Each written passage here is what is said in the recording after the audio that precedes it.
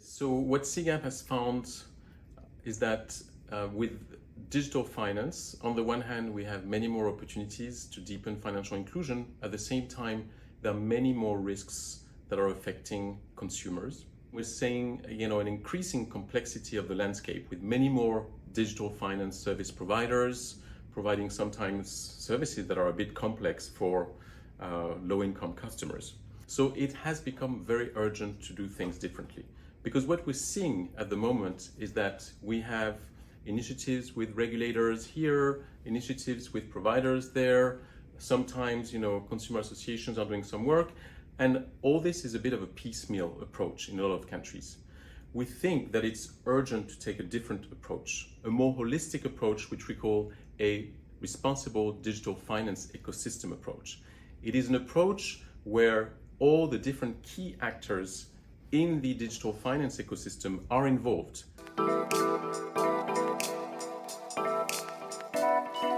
We want them to be customer-centric, we want them to build their capability, and we also want them to collaborate more. And just to give you an example, when I talk about customer centricity, we would like regulations to take customers' outcomes very seriously, to ensure that providers are giving good outcomes to customers. When I talk about collaboration, we need to make sure that regulators, authorities that deal with financial services are also working closely with authorities that work on data protection, for example.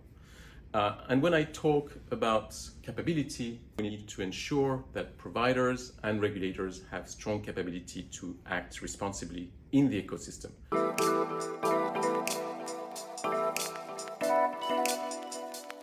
Our plan with this is not just to leave it as a concept, but first we want to bring a lot of our partners at the table and think more about what is an ideal responsible digital finance ecosystem look like. And then we want to develop a methodology that will be primarily usable by authorities in different countries so that they can actually assess the digital finance ecosystem, see how responsible it is, what are the gaps, and that starts with some form of consumer research.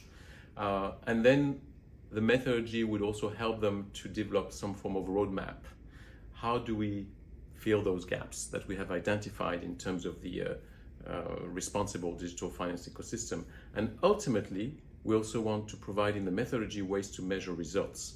So that means being able to monitor the market from the start, of the initiative, and later on, in the process, to see the kind of progress that we have made.